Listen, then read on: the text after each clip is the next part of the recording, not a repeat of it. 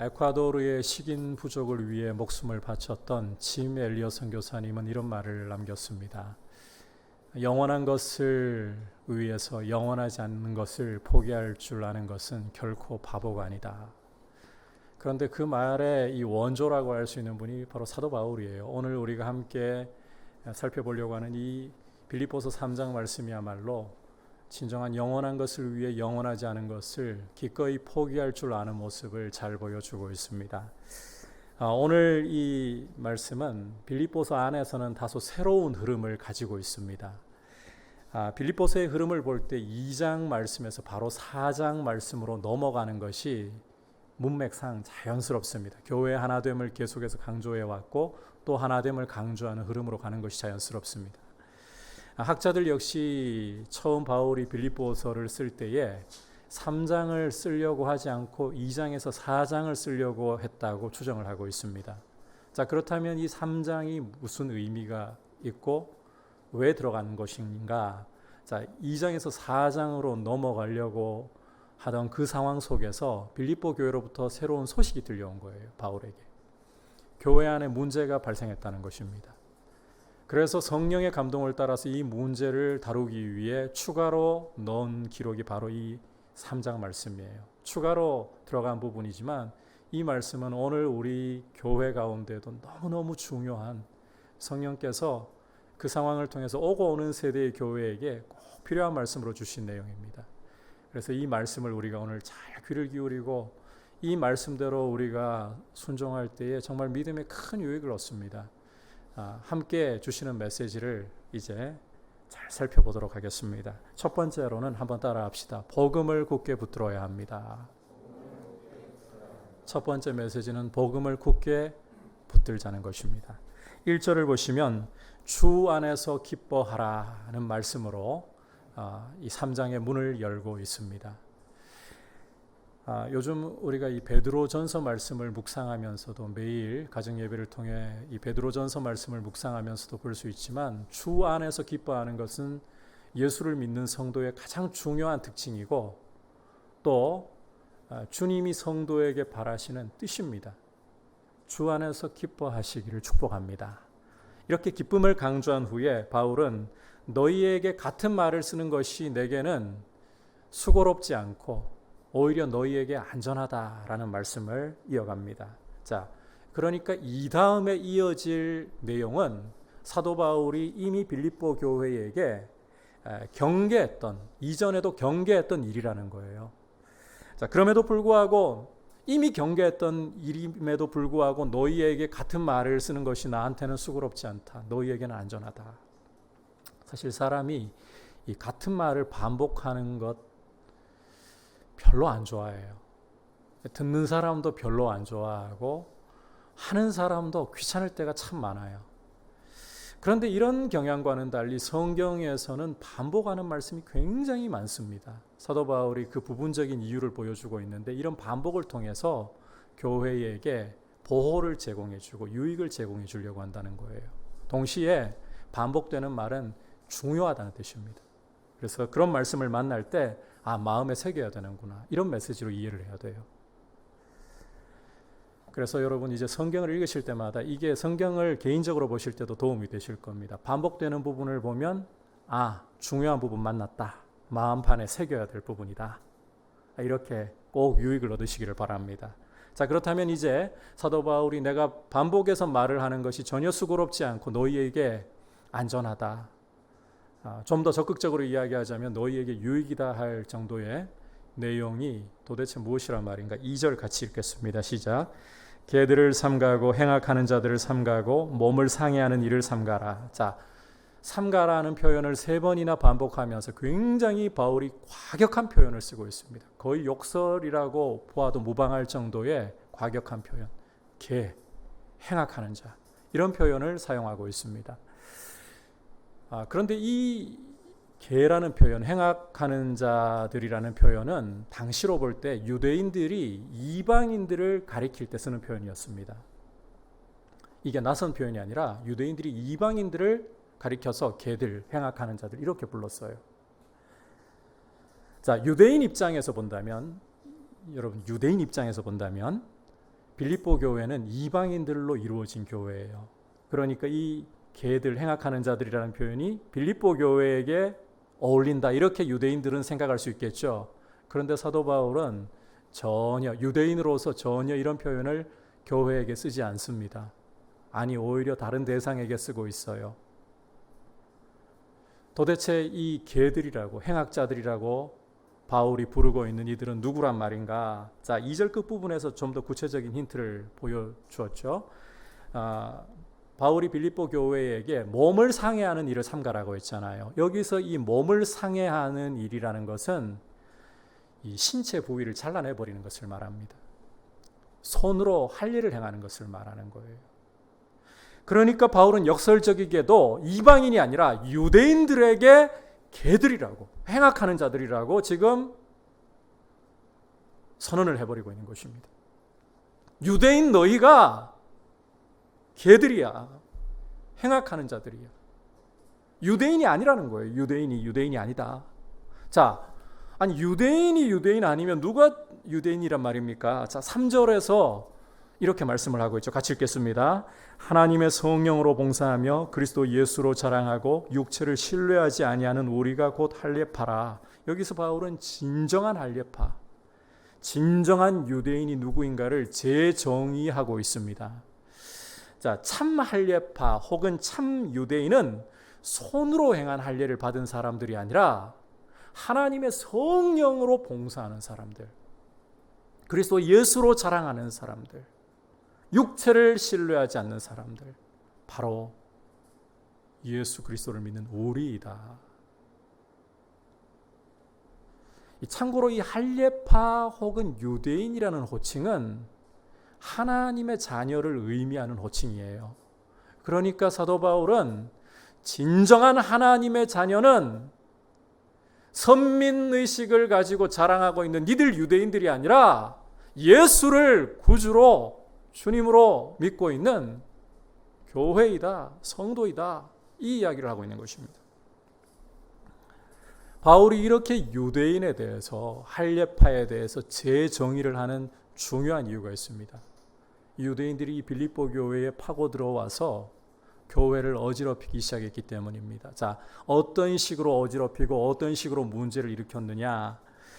갈라디아서를 읽어보시면 유사한 문제를 다루고 있어요. 이 유대인들은 교회 안에 파고 들어와 가지고는 사람이 구원을 받기 위해서 믿음만으로 안 된다, 율법을 지켜야 된다, 할례를 받아야 된다, 이렇게 가르치기 시작한 겁니다. 여러분, 이것은 교회를 무너뜨리고 복음을 무너뜨리는 아주 심각한 가르침이에요. 따라서 갈라디아서 같은 경우는, 갈라디아에 보내는 편지에서는 사도 바울이 우리나 혹 하늘로부터 온 천사랄지라도 우리가 전한 복음 외에 다른 복음을 전하면 저주를 받을지어다, 굉장히 과격하게 선언을 했습니다. 그 정도로 민감한 문제라는 거예요. 예수 그리스도를 믿음으로 의롭게 된다는 이 진리를 무너뜨리는 어떠한 가르침도 민감하지 않을 수가 없다는 것입니다. 오늘 말씀에서도 바울이 유대인들을 가리켜서 개들, 니들이 개들이야, 니들이 행악자들이야, 니들이 할례를 받는 것, 그건 몸을 상해하는, 자해하는 짓이야, 이렇게까지 과격하게 말한 이유가 바로 교회를 지키기 위해서, 복음의 진리를 지키기 위해서라는 것입니다. 여러분, 교회는 복음을 훼손하고 무너뜨리려는 어떠한 가르침에 대해서도 결코 용납해서는 안 됩니다. 바울처럼 복음을 지키기 위해서 온 힘을 다 기울여야 돼요.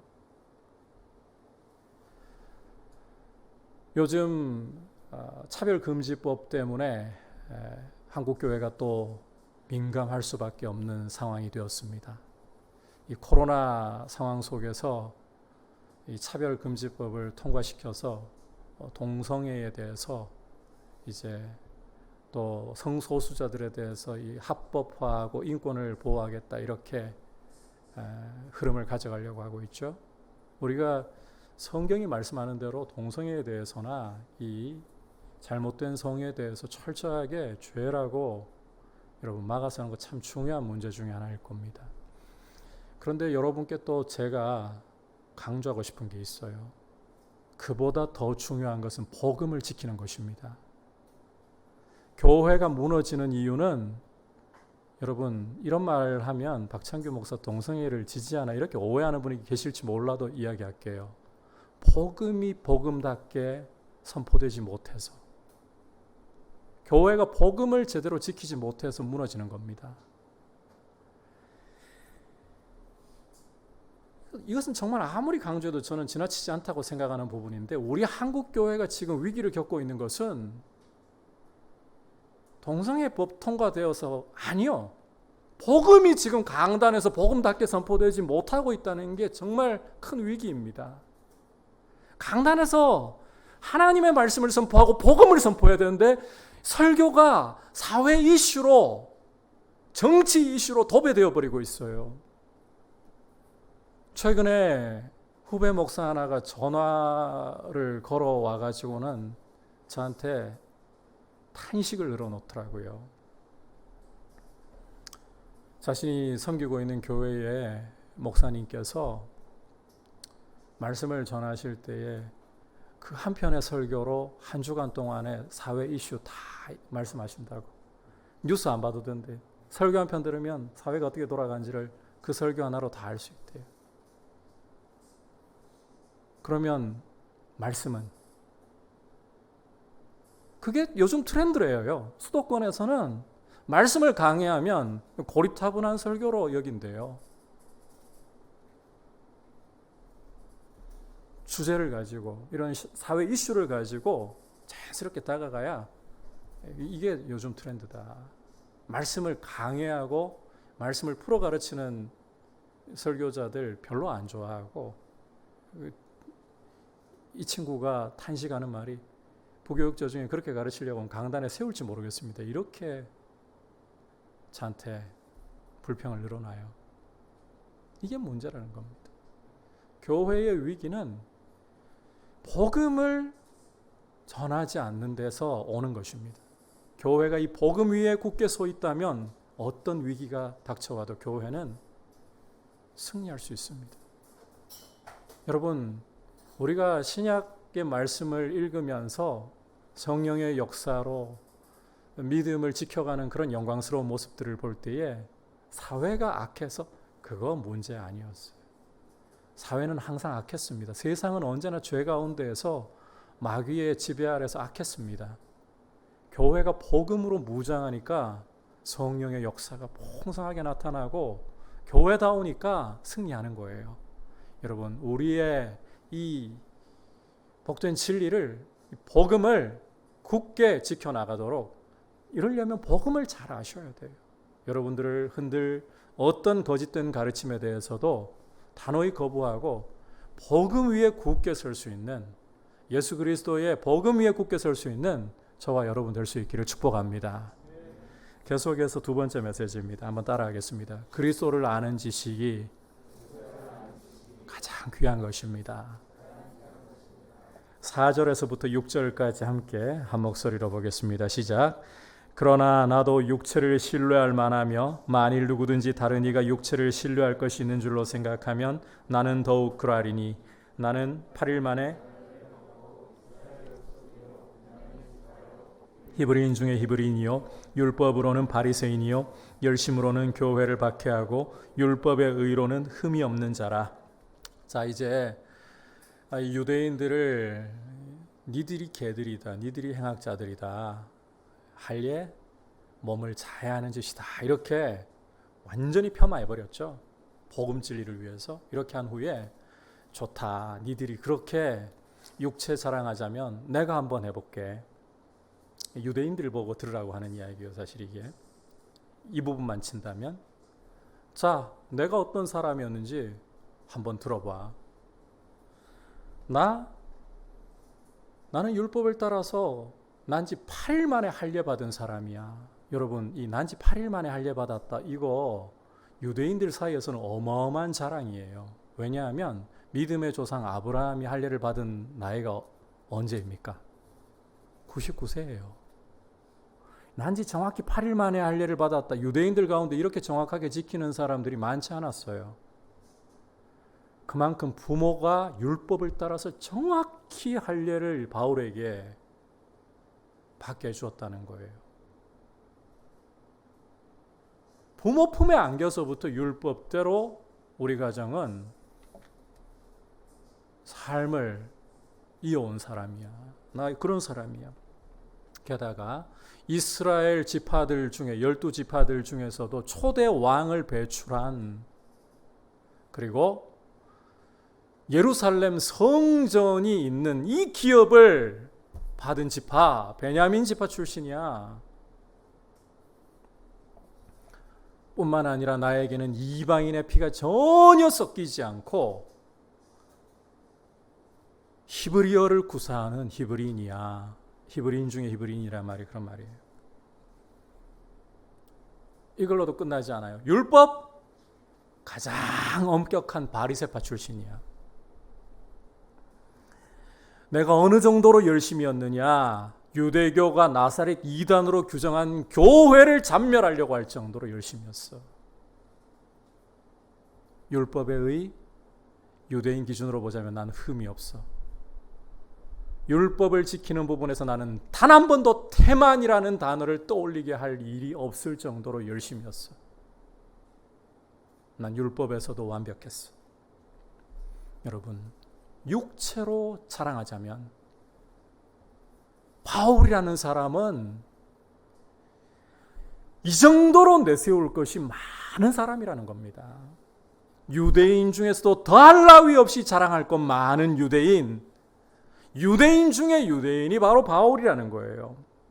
실제 이렇게 육체의 이 자랑을 따지는 곳인 유대 사회에서 바울은 굉장히 많은 유익을 얻고 사람들로부터 인정받았습니다. 그 증거를 여러분이 사도행전 7장에서 읽으실 수가 있는데, 사도행전 7장은 스데반이 말씀을 유대인들에게 전하고 돌에 맞아 순교하는 내용을 담고 있죠. 돌에 맞아 순교할 때의 모습을 보시면 사람들이 스데반을 돌로 치면서 겉옷을 벗어다가 한 청년에게 맡겨요. 그 청년이 바로 사울이라는 청년인데 바울 사도예요. 증인으로 삼았다는 거예요. 당신이 이 모든 일의 증인이 되어 주시오. 그 정도로 권위를 인정했단 말입니다. 그리고 사도행전 9장을 보시면 교회를 잔멸하기 위해 가지고 다메섹으로 갈 때에 대제사장에게 공문을 받거든요. 그 정도로 대제사장도 인정했던 사람이 바로 이 바울이었다는 말입니다. 유대 사회에서는 거칠 것 없이 잘 나가는 사람. 그런데 이런 육체의 자랑을 가지고 있던 사람이 이제는 뭐라고 말하기 시작하느냐. 7절부터 9절 머리 부분까지 함께 보겠습니다. 시작. 그러나 무엇이든지 내게 유익하던 것을 내가 그리스도를 위하여 다 해로 여길 뿐더러 또한 모든 것을 해로 여김은 내 주 그리스도 예수를 아는 지식이 가장 고상하기 때문이라. 내가 그를 위하여 모든 것을 잃어버리고 배설물로 여김은 그리스도를 얻고 발견되려 함이니. 자, 우선 7절부터 해서 8절 머리 부분까지 해서 바울은 무엇이든지 이전에 자기에게 유익하던 것을 해로 여긴다. 심지어 모든 것을 해로 여긴다. 하지만 이걸로도 모자라는지 8절 후반부를 보시면 내가 모든 것을 잃어버리고 배설물로 여긴다. 말이 좋아가지고 배설물로 번역했지. 똥이잖아요, 똥. 근처에만 가도 손사래를 치면서 거부해버릴 똥으로 여긴다. 바울은 왜 이렇게 자신에게 과거에 그렇게 유익했던 일들을 해로 여기고 모든 것을 해로 여기고 그것도 모자라서 다 이런 것들은 잃어버려도 좋고 아예 똥으로까지 여긴다 이렇게 말씀을 하는 건가? 자, 그 이유를 그리스도 때문이라고 말씀하고 있죠. 그리스도를 위하여. 그리스도를 위해서라면 나는 나에게 유익했던 것들 다 해로 여긴다. 다 잃어버려도 좋고 이제는 아예 내가 내다 버리고 그걸로도 모자라서 손을 씻고 씻어서라도 냄새까지 없애버릴 똥으로 여긴다. 이것은 역설적으로 그만큼 내 주 예수 그리스도를 아는 지식이 고상하다. 고상하다는 말을 쓰니까 이게 우리에게 피부에 확 와닿질 않아요. 귀하다. 이보다 값진 것은 없다. 그리스도 예수를 아는 지식보다 내게 더 귀한 것, 그것을 능가할 수 있는 다른 것 없다는 것입니다. 여러분, 앞서 보았지만 사도 바울은 누구보다도 열렬히 교회를 박해했었던 인물이었습니다. 왜냐하면 당시 바울의 눈에 비친 교회는 나사렛 이단의 괴수를 추종하는 사악한 집단이었기 때문입니다. 따라서 이단을 없애야 되는 거예요. 따라서 그는 분노에 열심히 휩싸여 가지고 대제사장에게 교회를 잔멸해버릴, 다 체포해서 감옥에 집어넣어버릴 그런 공문을 받아가지고는 다메섹으로 원정을 갔습니다. 그렇게 다메섹으로 가던 중에 어떤 일이 벌어졌나요? 부활하신 예수님이 바울에게 나타나신 거예요. 교회를, 여러분이 사도행전 9장을 읽어보시면요, 교회를 체포하러 가던 바울이 주 예수 그리스도의 그 영광의 빛에 둘러싸여 버렸어요. 예수께 체포가 되었어요. 그런데 그분이 자기를 원수로 여기지 않고 구원의 은혜를 주신 거예요.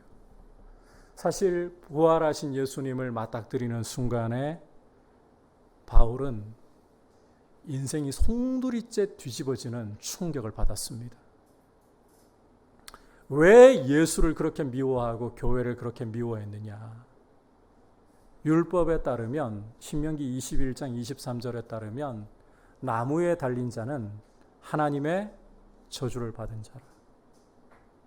따라서 십자가에 못 박혀 죽은 예수는 하나님의 저주를 받은 자이지 결코 교회가 주장하는 것처럼 주와 그리스도가 될 수 없다는 것이 바울의 인식이었습니다.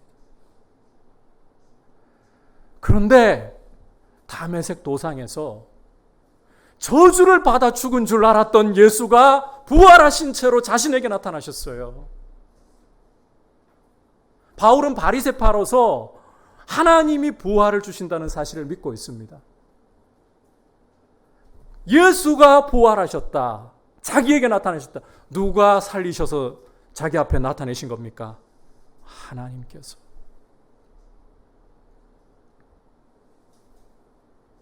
하나님이 이 예수를, 저주받아 죽은 줄로만 알았던 예수를 죄 없는 분으로 인정하셨다는 거예요. 죄의 삭은 사망이잖아요.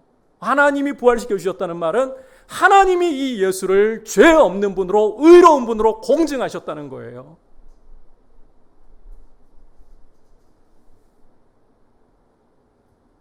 그 전까지만 해도 하나님을 위해 열심을 내려고 예수를 미워했습니다. 교회를 없애버리려고 했습니다.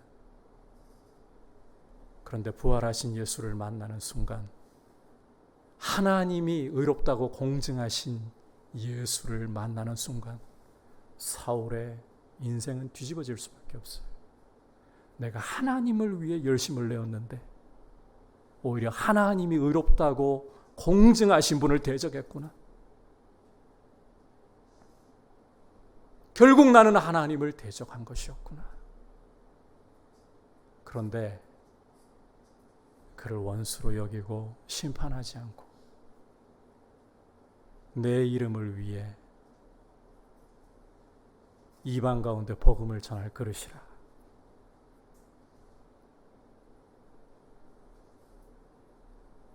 이 예수에게 잡히고 보니까요, 눈이 새롭게 열리는 거예요. 성령께서 눈에서 비늘을 벗기고 새롭게 보게 하시니까 이제는 인생이 달라질 수밖에 없어요. 이전에 그 모든 자랑들, 하나님 앞에 서기 위해 노력했던 자랑들, 똥인 거예요. 똥. 거꾸로 산 거예요.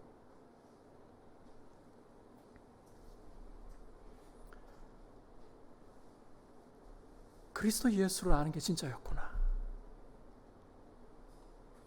참고로 바울이 오늘 말씀을 여러분께서 잘 보시면 해로 여긴다. 다 해로 여긴다. 배설물로 여긴다. 세 차례나 여긴다라는 단어를 강조해서 쓰고 있는 거 보실 겁니다. 이걸 원문대로 시제를 보면 예수를 만난 이후로 지금까지 나는 내 자랑들 다 해로 배설물로 여겨왔고 지금 이 순간도 그렇게 여기고 있다, 이런 뜻이에요. 결연한 의지를 보여주고 있는 거예요. 어떤 일이 있어도 지금까지 나는 예수를 만난 이후에 이 세상 자랑들, 이 육체 자랑들 자랑으로 여기지 않고 해로 배설물로 여겨왔고 이제도 앞으로도 나는 단호하게 배설물로 여길 것이다. 이런 결연한 의지를 통해서 사도 바울은 나는 그리스도 예수를 아는 지식을 가장 귀하게 여긴다, 강조하고 있는 것입니다. 따라서 그는 8절 끝부분에서 9절 머리부분에서 보여주듯이 그리스도를 얻고 그 안에서 발견되고 싶다, 그렇게 고백을 하는 거예요. 여러분, 그리스도를 얻고 그 안에서 발견된다. 예수님을 얻지 못해서 이런 말을 하는 게 아닙니다. 예수님 안에서 발견되지 않아서 이런 말을 하는 게 아닙니다. 이것은 이미 예수를 얻은 사람의, 예수 안에서 발견된 사람의 고백이에요. 예수를 얻고 보니까, 예수 안에서 발견되고 보니까 더욱더 그렇게 그리스도 안에서 자신을 발견하고 싶은 거예요. 예수만이 참 진리, 인생에 참 빛을 주시고 인생을 인생답게 제대로 열어주시는 분이니까 그만큼 예수님을 아는 것보다 더 좋은 것 없고 예수 안에서 발견되는 것보다 더 좋은 것은 있을 수가 없다. 그리스도를 아는 지식은 세상의 어떤 자랑도 해로 여기게 할 만큼, 배설물로 여기게 할 만큼 귀하고 내 인생을 제대로 만들어주는 지식이다. 오늘 이 말씀을 들으면서요, 자, 그러면 이제 내가 좋은 대학 공부해가지고 나와본들 이 졸업장이 그냥 휴지 조각이 되는 건가? 내가 열심히 스펙을 쌓아 올리고 남보다 땀을 흘려가지고 직장생활, 남들이 부러워할 직장생활 하는 거 이건 다 쓰레기인가? 그렇게 생각하실 필요가 없어요. 그런 뜻으로 말씀드리고 있는 게 아니에요. 그것도 하나님 주신 선물로서 누리십시오. 그런데 그리스도를 아는 지식 앞에 설 때 이 모든 것들은 상대적으로 쓰레기처럼 보일 정도로 그리스도를 아는 지식이야말로 내 삶을 진정으로 제대로 세워준다는 것입니다. 여러분, 저와 여러분은 그리스도를 아는 지식을 정말 소중하게, 귀하게 여기고 있습니까? 어떤 것보다 소중한 것으로, 귀한 것으로 여기고 있습니까?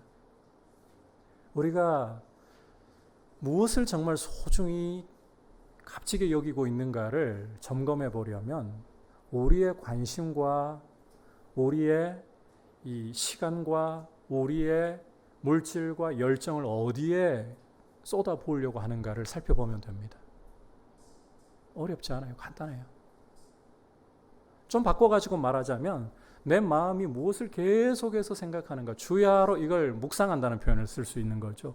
내가 주야로 묵상하는 것이 무엇인가, 이걸 살펴보면 내가 가장 귀하게 여기는 것을 발견할 수가 있어요. 사람은 태생적으로 귀하게 여기는 것을 계속, 물론 너무 밉고 증오가 생기는 것도 이 주야로 묵상하는 경향이 있습니다. 그건 통한다고 보죠. 그런데 일반적인 이 창조의 원리를 보면 귀하게 여기는 것을 계속해서 주야로 묵상하는 경향이 있어요. 예수 그리스도를 알기를 사모하고 그분의 말씀을 주야로 묵상하는 이런 복을 이 자리에 계신 모든 분들께 주시길 축복합니다. 사실 우리 안에는 그리스도 예수를 알고 싶은, 그리스도 예수를 아는 지식을 가장 귀하게 여기고 싶은 이런 거룩한 욕구가 올라와야 정상입니다. 그리스도인이라면 그런 욕구가 말씀을 들을 때 올라와야 돼요. 특히 빌립보서 3장 같은 말씀을 볼 때 여러분 희미할지라도 얼마나 선명하고 얼마나 크냐 그런 정도까지 아니라도 희미할지라도 정말 희미할지라도 그리스도 예수를 아는 지식을 가장 귀하게 여기고 싶습니다. 이런 소원이 우리 안에서 일어나야 돼요.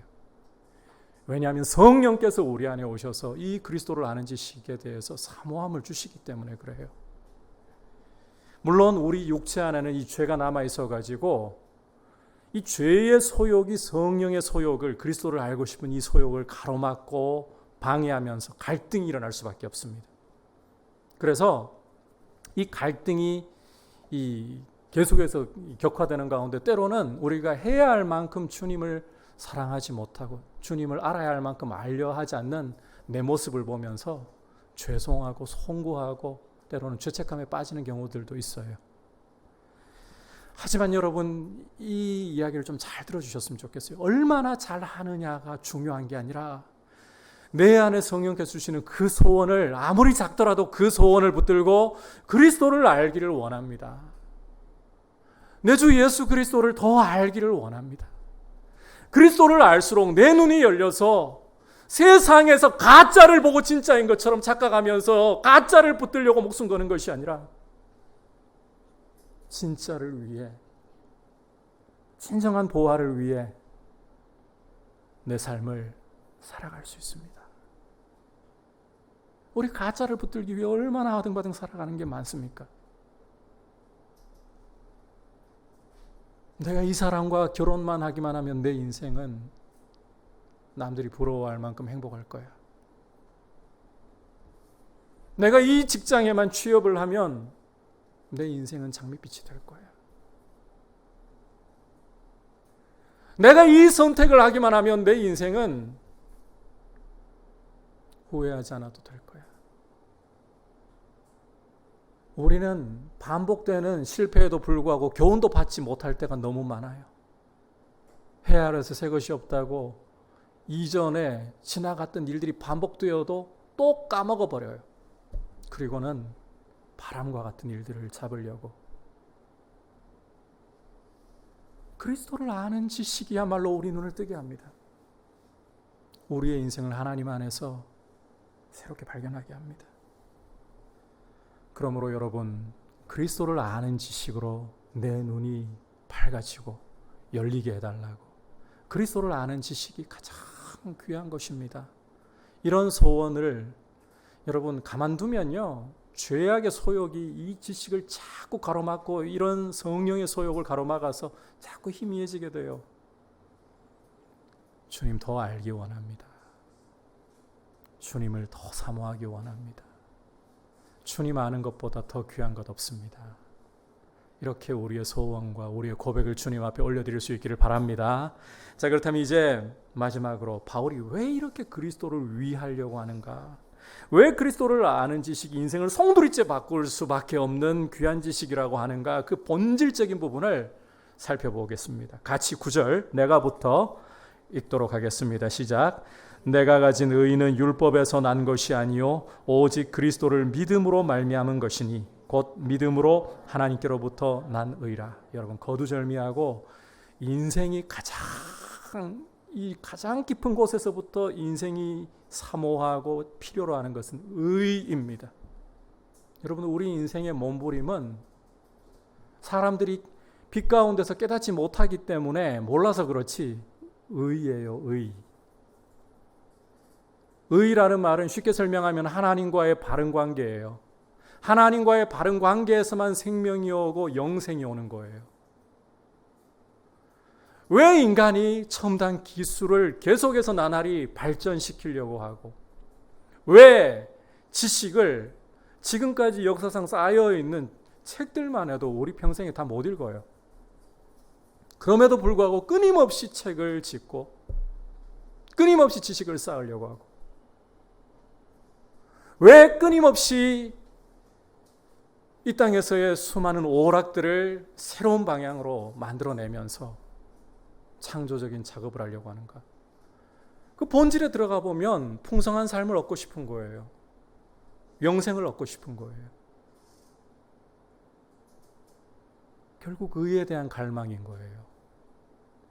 그런데 방향을 모르는 거예요.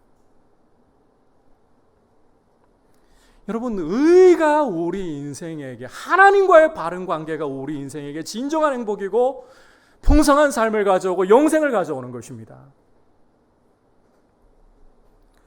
그런데 이 의라는 것은, 여러분이 정의를 잘 오늘 새겨 놓으시기를 바랍니다. 의라는 것은 율법을 문자 그대로 100% 완전하게, 율법의 껍데기만이 아니라, 바울이 과거 난 율법에 대해서 흠이 없는 자라, 그런 껍데기 수준이 아니라 내면의 의미까지 완벽하게 지킬 수 있어야 얻는 것입니다.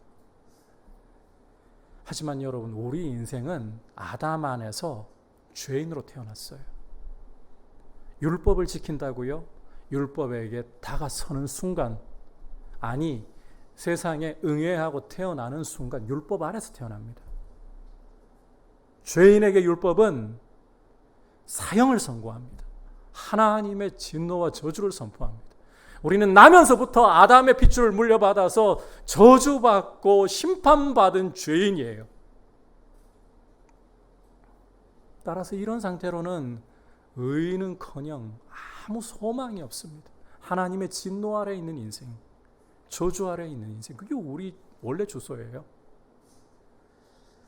그런데 그리스도를 알기 전에는 눈이 안 열리니까 바울은 내가 할 수 있어.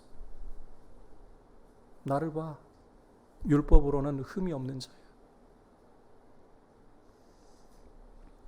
그런데 그리스도를 만나고 보니까, 그리스도를 얻고 그 안에서 발견되고 보니까 아니에요.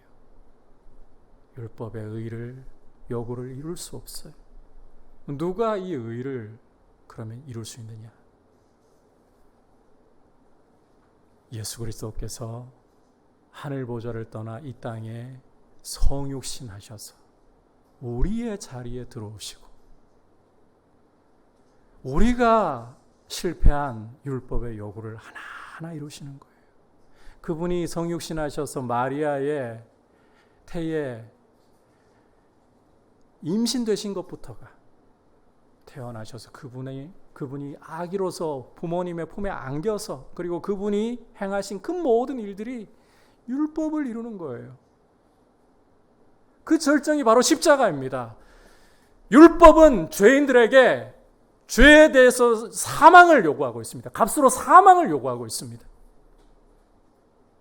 우리가 치러야 할 그 죄값을 그리스도께서 대신 짊어지시고, 우리 죄를 대신 짊어지시고 십자가에 달려 우리가 받아야 할 저주와 심판을 당하심으로 그 피로 다 갚아주신 것입니다. 이렇게 율법을 완전하게 이루신 것을 가리켜서 의라고 불러요. 예수 그리스도만이 의를 이루실 수 있는 거예요. 중요한 것은 이 예수를 믿을 때에 우리는 의가 없어도 마치 그분의 의를 우리의 것인 양 여겨주시고 우리의 것으로 삼아 주신다는 것입니다. 이걸 칭의라고 불러요. 우리는 의가 없어요. 그런데 의롭다고 여겨주시는 것, 의롭다고 칭해주시는 것. 이 의로만, 그리스도의 의로만 우리는 하나님과 화목할 수 있습니다. 이 그리스도의 의로만 우리는 하나님 아버지라고 부르면서 아버지 앞에 나아갈 수 있습니다. 이 의로만 하나님께로부터 오는 참 생명을 얻고 영생을 얻고 우리 인생은 비로소 하나님 안에서 영원히 쉼을 얻을 수가 있습니다. 여러분, 이 의보다 귀한 축복이 없어요. 이 의는 오직 예수 그리스도 안에 있는 거예요.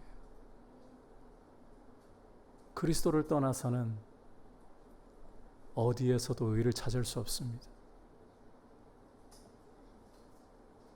아무리 목마름을 해결하고 싶어도 바닷물을 떠먹어서는 여러분의 갈증을 더할 뿐이고 목은 더 탈 뿐이고 결국 죽음에 이를 수밖에 없습니다. 그리스도 안에 이 의가 있습니다. 그리스도께로 나올 때 이 의를 통해 하나님께로부터 생명의 강수가 우리에게 흘러와서 우리의 영혼의 목마름을 해결하고 참된 만족을 줄 수 있는 것입니다. 이 그리스도 안에서 사도 바울은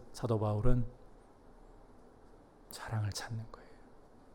이 의 아니고는 인생은 소망이 없기 때문에, 이 의가 아니고는 교회는 교회될 수 없기 때문에, 그래서 그리스도를 아는 지식을 가장 귀하게 여기는 것입니다.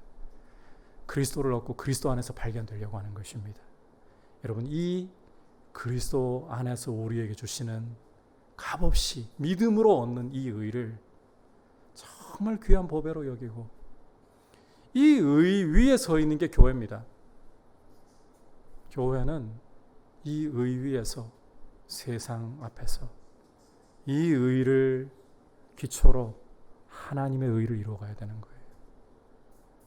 여러분, 좀 바보 같아도 더위에 힘들어도 더 앞장서서 마스크하고 다니려고 하세요.